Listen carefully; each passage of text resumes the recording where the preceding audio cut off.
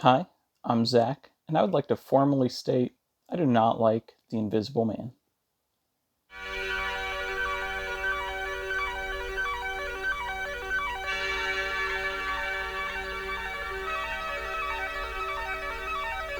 The Invisible Man is a sci fi thriller movie that was released in February 2020 to critical acclaim and box office success.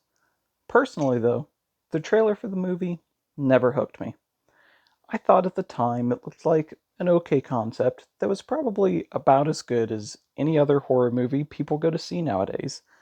I didn't have any real intentions of seeing the film, but then a friend of mine saw it and boldly claimed it was, and I quote, one of the best thrillers he had ever seen. Now, it's important here to note that I've picked up the moniker thriller killer over my years of movie going. You'll put two and two together on that one. Needless to say, my interest was piqued. So, another friend and I made our way to our local cinema to take in this movie that was starting to pick up steam seemingly everywhere. Now, I have to be honest. I usually don't think it's a good sign when you and a friend are cracking jokes as soon as a movie starts.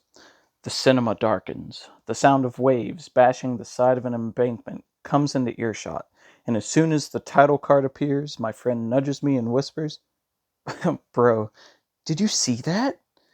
We laugh, and a minute later, during an eerie virtual open house sequence, I nudge him and whisper, Bro, did you see him? He was right there.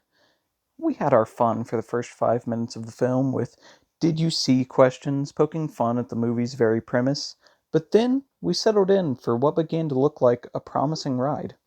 I have to admit, the first half of The Invisible Man is a really tight and gripping narrative that keeps the viewer hooked. To best explain why, we'll start where most stories start the beginning. The initial escape from an abusive relationship that feels like imprisonment is compelling as a way to give the audience an initial reason to root for our heroine C. Seeing how she has planned out this escape by drugging her husband Adrian with diazepam, setting up the hiding place in the vent, and having a go bag at the ready establishes just how imprisoned she feels.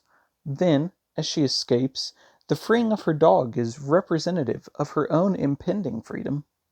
Of course, as with most films, the escape fails to go smoothly. An alarm is triggered, Adrian awakes and gives chase, and C barely makes it to her sister's car in time for their getaway. Quickly, the movie goes from something my friend and I were joking about to something worth serious attention. It is after this that we get to the main setting of the movie and meet the supporting cast. Since escaping her abusive relationship, she has found some solace in the care of childhood friend James. She is currently living with him and his daughter as she tries to rebuild the courage to face the outside world. What's preventing this recovery, though, is that she is terribly frightened that her husband will come for her. During this short sequence, we see that this fear is crippling in every way for C. Even walking as far as the mailbox proves to be too much for her. A sequence like this is what makes the dynamic between her and Adrian so believable and effective. It expertly shows how he has melded her mind throughout her abuse.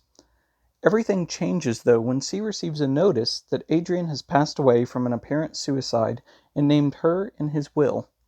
She reluctantly meets with Adrian's brother Tom and learns she is to receive $5 million as long as she stays out of trouble.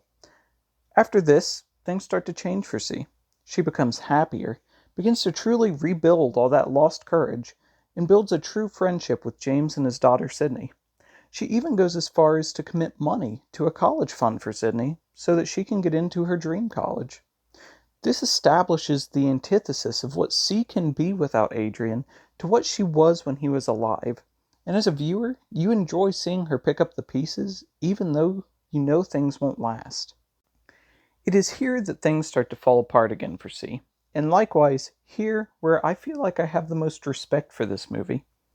Adrian doesn't just outright attack C.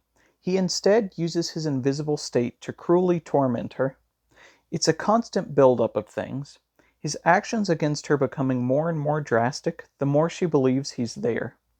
In the beginning, it is something small like turning the stovetop higher to start a small house fire.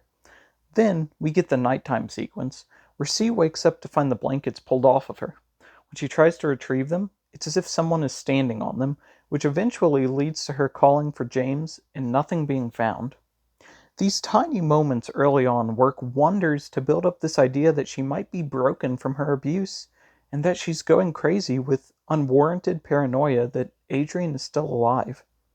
The acts then build as C receives a phone call from her sister, seemingly disavowing her completely. C then finds out that a terribly hurtful email was sent from her laptop that she didn't write, and that with it, her connection to her sister has been severed. The escalation then surges when C goes for a job interview. She shows up to interview for what could be a new launching point for her whole life, but instead, she opens her briefcase to find none of her prepared materials that she had packed earlier, and then she faints. Not only does she lose out on the job, but just like that, a new life is out of her reach. Her problems are then only multiplied when she gets back home to find the diazepam she had used to drug Adrian sitting out for her. The final tipping point, and the last redeemable moment for me in this film, is when Adrian severs C's connection to James and his daughter. C is having a nervous breakdown. In comes Sidney to calm her. And just as they get close, Mike Tyson suits up in the Invisible Man and delivers a haymaker straight to Sidney's cheek. Believing it was C who hit her, she and her dad quickly leave in order to ensure the protection of Sidney. And just like that, C is left without a job, without a family, and any friends to fall back on. She is now finally at rock bottom, and the movie has reached its peak.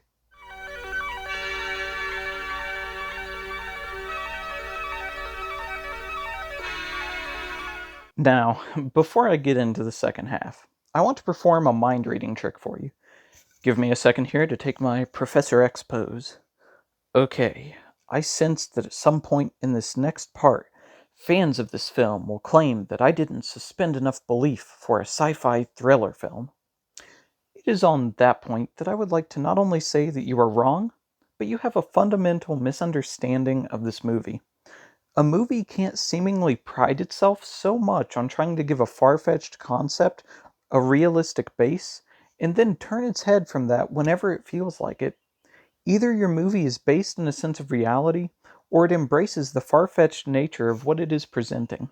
Shifting between the two all willy-nilly like only causes what feels like plot holes or plot armor.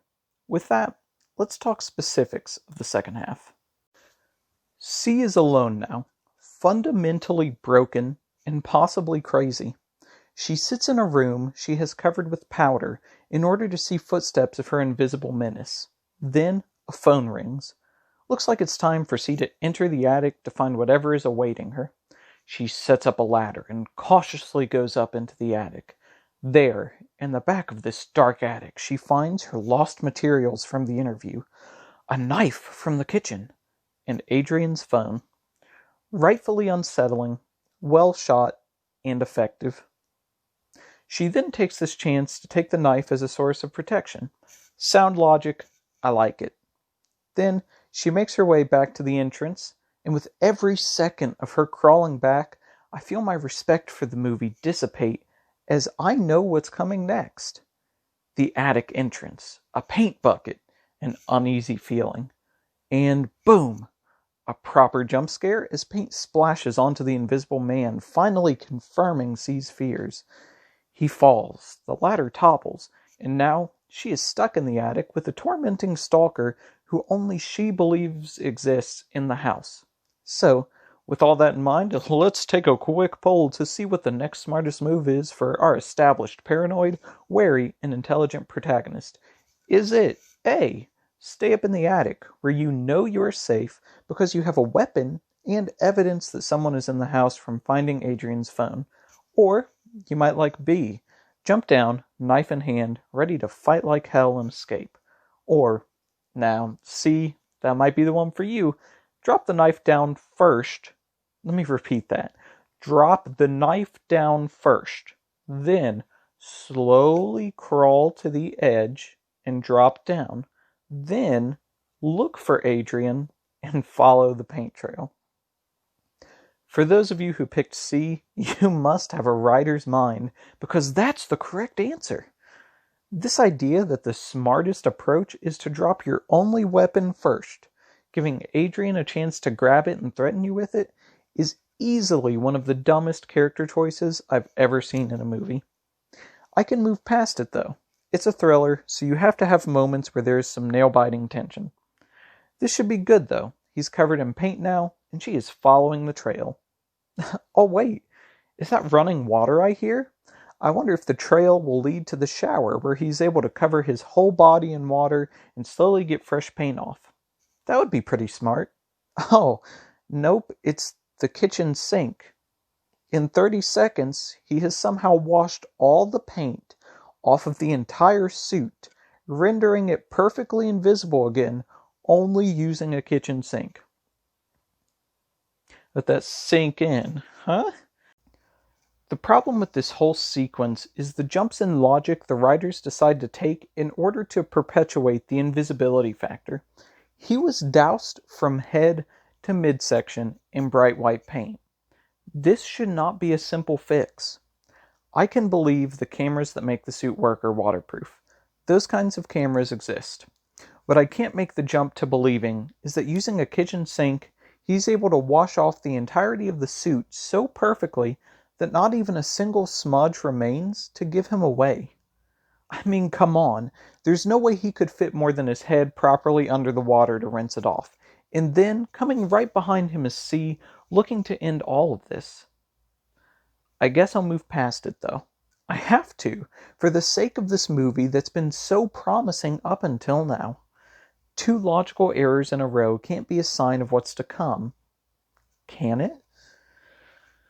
C then decides she must investigate her former home and find what is allowing Adrian to do this after escaping him in a fight in James' house. And sure enough, she gets to his home, explores, and finds another suit. It is here that we are given a reasonable explanation as to why the suit works. It uses cameras that take in video feed and reflect surroundings for perfect camouflage. You can do it with mirrors to an extent using reflection, so thinking cameras would perfect it fits the story based in reality that has largely been presented so far. We even see C make a really great choice by stashing a suit in a hiding place only she knows about for what I can only perceive at the time as evidence against Adrian. So, with that, C leaves Adrian's home and contacts her now distant sister, asking to meet up, and the sister reluctantly agrees. They choose a very public, very populated, upscale restaurant that would very likely have cameras, as all restaurants tend to have. The two sit at a table in the middle of the restaurant, and C begins to lay out her proof, slowly turning her sister back to her side. At this moment, I am pleased. The movie is getting back on track. Then it comes. The camera pans over, and next to her sister's head is a floating knife. I remember audibly laughing in dumbfounded confusion at this choice. Then the knife whips itself across the sister's throat and lands in C's hands, framing her for the murder of her own sister. Is the idea of framing C for her sister's murder a fun and intriguing choice? By all means, yes. Is doing it in an upscale restaurant where cameras would surely pick up the floating knife and the oddity of it all a solid narrative choice? No. A seemingly constant theme of the second half of this film is squandered potential. There are a lot of interesting narrative directions or effect choices that are played with, but in every sense they choose to make logical leaps outside of what the movie has established as realistic. She has access to a suit and it's hidden, so why not go get James at this moment and beg for a last chance, lead him to the suit, and have a final stand with Adrian at this moment?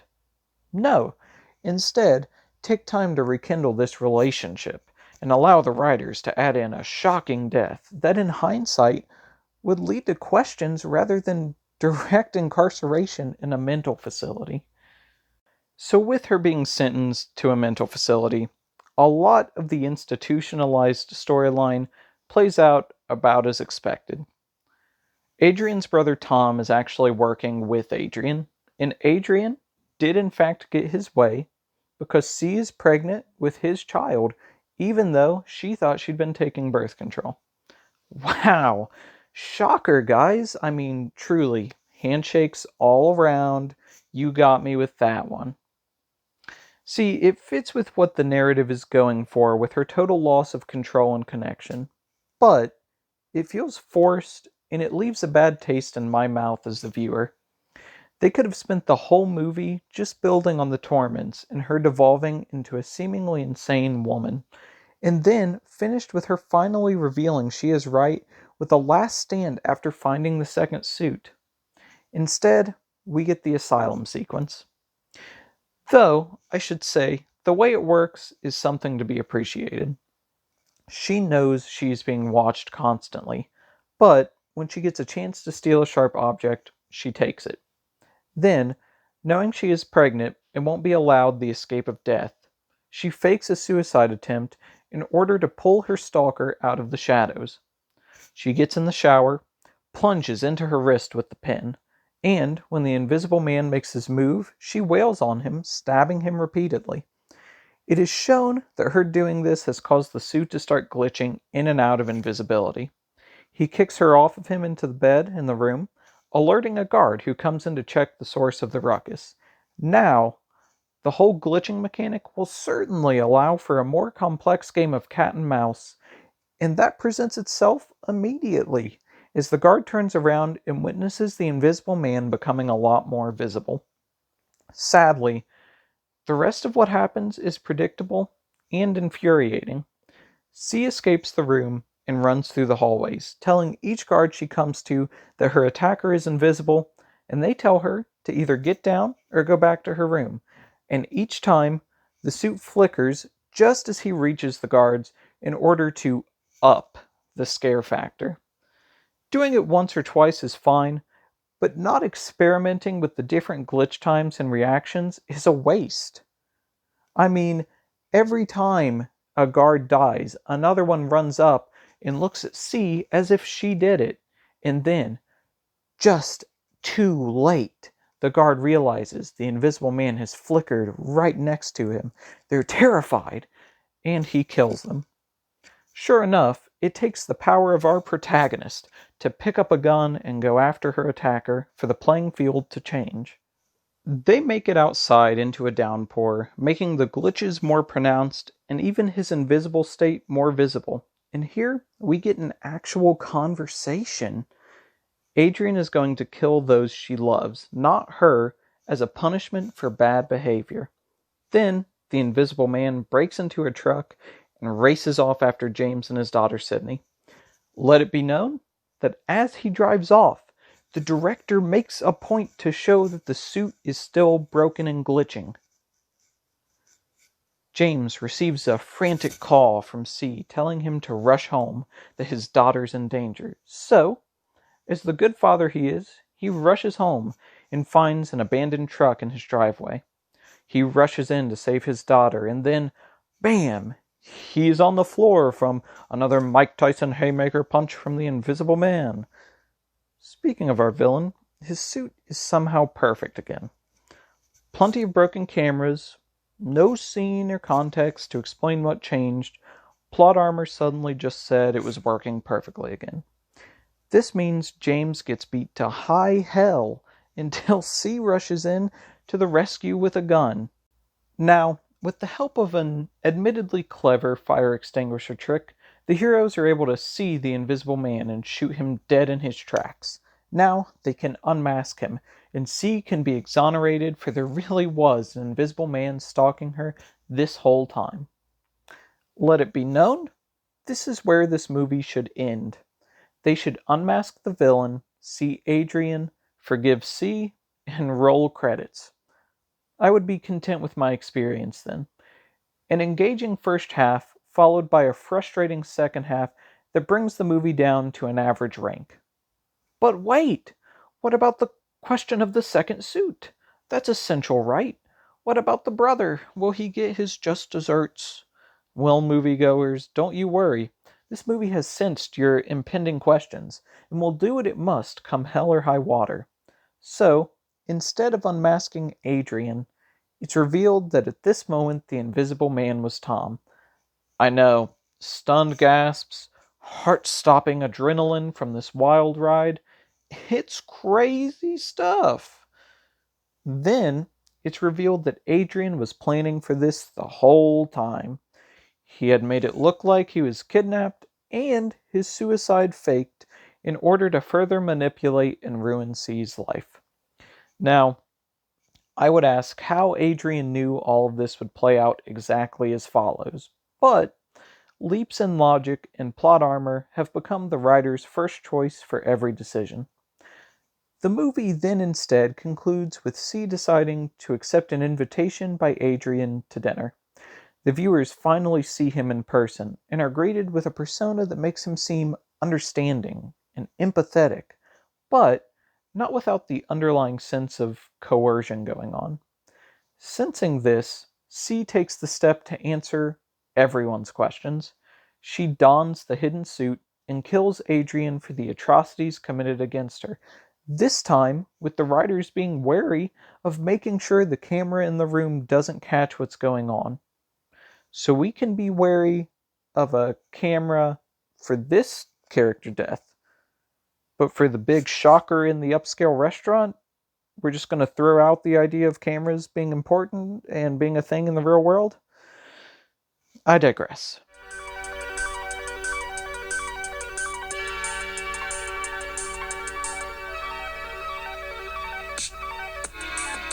I wanted The Invisible Man to be more than it was, and left the cinema feeling empty about what it was I had just watched. I vividly remember commenting to my friend that I wished we had gone and seen Sonic instead as we left the cinema that night. In reality, I had gone in expecting a mediocre thrill ride, then was shocked by the quality and thoughtfulness of the first half. Then, when the second half fell into the ruts I'd expected and dug them deeper, my disappointment was immense. Why take such a compelling sequence of mental games and transition it over to straightforward action when what you were doing before worked so well? In my mind, if it isn't broken, don't try and fix it. Now, I know the overwhelming response to this movie was positive. Critics loved it, most viewers loved it, and most of my friends loved it. But, for me, I see the movie for what it could have been and can only shake my head in disappointment. On my personal movie rating scale, I would give this film a 5 out of 10. A gripping and intriguing first half cannot save this film from falling into illogical disarray throughout the second act. And now, if you'll excuse me, I gotta go catch my daily viewing of the masterpiece known as Shark Boy and Lava Girl. Thanks for watching.